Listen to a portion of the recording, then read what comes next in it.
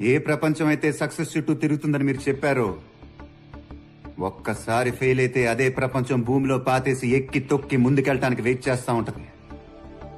ఇక్కడ గెలవటం తప్ప వేరే ఆలోచన ఉండకూడదు.